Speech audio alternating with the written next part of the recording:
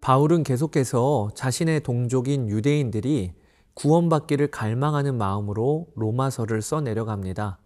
안타깝게도 유대인들은 하나님에 대한 열심은 있었어요. 그러나 그들은 올바른 지식을 따른 것이 아니었습니다. 즉, 자신의 열심과 노력으로 의롭게 될 수 있다고 알았어요. 그래서 은혜로 주어지는 하나님의 의, 즉 복음이 선포되었을 때 그들은 복음을 어처구니 없게 대적했습니다. 왜냐하면 복음 앞에서는 자신들이 그동안 쌓아놓았던 자기 의가 아무 소용 없어지기 때문입니다. 그러면서 바울은 다시 한번 은혜로 주어지는 하나님의 의에 대하여 전합니다. 자신의 동족 유대인들을 향한 사랑 어린 설명이 오늘 본문에 이어지고 있는 것입니다. 레위기 18장 5절에 보면 하나님은 다음과 같이 말씀하세요. 너희는 내 규례와 법도를 지키라. 사람이 이를 행하면 그로 말미암아 살리라. 나는 여호와이니라. 즉 율법은요, 분명히 구원의 길을 우리에게 알려주고 있는 것입니다. 그것이 하나님의 규례와 법도를 온전히 지켜 행하면 그러면 살리라. 그런데 여기 문제가 하나 있습니다. 그 누구도 율법의 요구를 충족시킬 만한 사람이 없다는 것입니다. 왜냐하면 우리 안에 죄가 들어왔기 때문에 그렇습니다. 그래서 하나님은 구원의 다른 길을 여셨어요. 그것이 죄가 하나도 없으신, 그리고 율법의 요구를 이미 충족시키신 분을 보내주셨다는 겁니다. 그분이 바로 예수 그리스도이시지요. 예수 그리스도는 레위기 18장 5절 말씀을 온전히 이루신 딱 한 분이십니다. 율법의 마침이 되신 분이에요. 이 땅에 육신으로 계실 때 예수님은 하나님께 완벽히 순종하심으로 율법 앞에서도 의로우셨습니다. 그리고 예수님은 자신의 의를 십자가에서 우리에게 전가해 주셨습니다.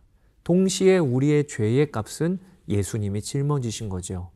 이렇게 십자가에서 위대한 교환이 이루어진 거예요. 예수님의 의는 나의 것이 되고 나의 죄는 예수님이 가져가시고, 이 위대한 교환이 이루어지고 성령님을 하나님께서 보내주심으로 우리가 예수님의 의와 생명을 가지고 살 수 있도록 하신 것입니다.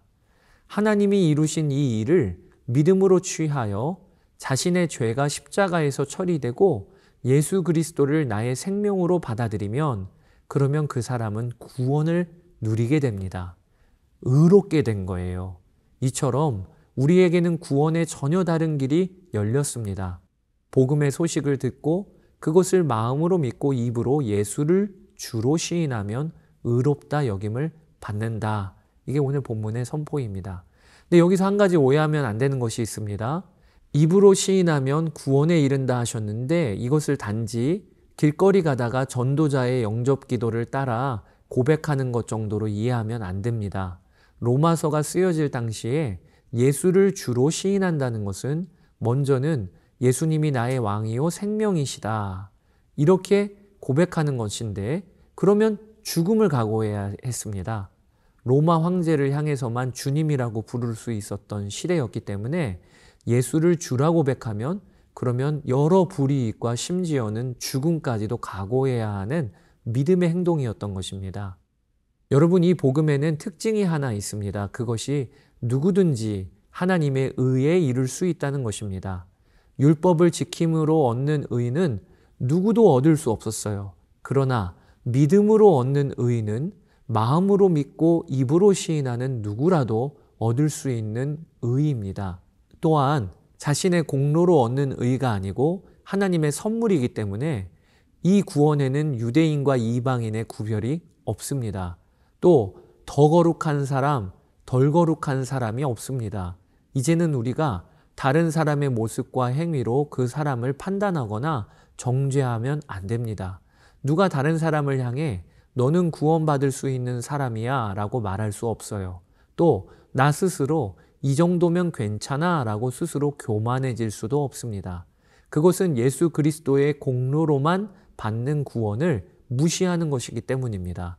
뿐만 아닙니다. 반대로 누가 다른 이를 향해 저 사람은 죄인이야, 지옥에 갈 거야 라고 정죄할 수도 없습니다. 그것은 예수 그리스도의 은혜의 복음을 무시하는 것이기 때문입니다. 이 은혜의 복음은 반드시 전도자에 의하여 선포되어야 합니다. 하나님이 이루신 기쁜 소식을 들어야 거기서부터 구원 역사가 시작되는 것이니 말입니다. 바울은 이 사실을 알았기 때문에 주의 복음을 전하는 일에 자신의 온 삶을 바쳤습니다. 그는 가는 곳마다 그저 복음을 선포했습니다. 그러면 그 복음은 하나님의 능력의 말씀이기 때문에 그 자체가 역사에서 사람들을 구원하였습니다. 그러나 그에게는 한 가지 안타까움이 있었어요. 그것이 유대인들이 복음을 들었음에도 그것을 거부하는 것입니다. 바울은 이것이 그렇게도 마음이 아팠어요. 그래서 끊임없이 기도하며 유대인의 구원을 간구했습니다. 그리고 그런 그에게 하나님은 말씀을 주셨어요. 그것이 이방에게 구원이 들어가는 것이 하나님의 계획이라는 것입니다. 신명기 32장의 모세의 글이나 또 이사야서 65장의 이사야의 예언에 이미 하나님은 구원이 이방인에게 전해질 것을 기록해 놓으셨습니다. 그리고 그렇게 되므로 유대인들은 시기하고 노하게 될 것이라고 하나님은 예측하고 계셔요. 자신들만 선민이라 믿었던 그들의 눈에 하나님의 자녀가 되어 돌아오는 이방인들이 보이게 되면 그것으로 인해 유대인들의 견고한 마음에 금이 가기 시작할 것이라는 겁니다. 하나님은 유대인들을 버리지 않으셨어요. 오히려 순종하지 않고 적극적으로 복음을 대적하는 그들을 향해 돌아오라고 온종일 손을 벌리고 계신 분이 바로 하나님이시다. 이게 바울의 선포입니다. 사랑하는 여러분, 우리는 고집스럽게 하나님을 떠나고 배신해도 하나님은 돌아오라고 온종일 손을 벌리고 계신 우리의 아버지시요, 우리의 왕이 되십니다. 오늘도 그분과 동행하시는 여러분 되시기를 축복합니다. 로마서 10장을 읽어보시겠습니다. 제10장. 형제들아, 내 마음에 원하는 바와 하나님께 구하는 바는 이스라엘을 위함이니 곧 그들로 구원을 받게 함이라. 내가 증언하노니 그들이 하나님께 열심히 있으나 올바른 지식을 따른 것이 아니니라. 하나님의 의를 모르고 자기 의를 세우려고 힘써 하나님의 의에 복종하지 아니하였느니라. 그리스도는 모든 믿는 자에게 의를 이루기 위하여 율법의 마침이 되시니라. 모세가 기록하되 율법으로 말미암는 의를 행하는 사람은 그 의로 살리라 하였거니와 믿음으로 말미암는 의는 이같이 말하되 내 마음에 누가 하늘에 올라가겠느냐 하지 말라 하니 올라가겠느냐 함은 그리스도를 모셔 내리려는 것이요 혹은 누가 무저갱에 내려가겠느냐 하지 말라 하니 내려가겠느냐 함은 그리스도를 죽은 자 가운데서 모셔 올리려는 것이라. 그러면 무엇을 말하느냐?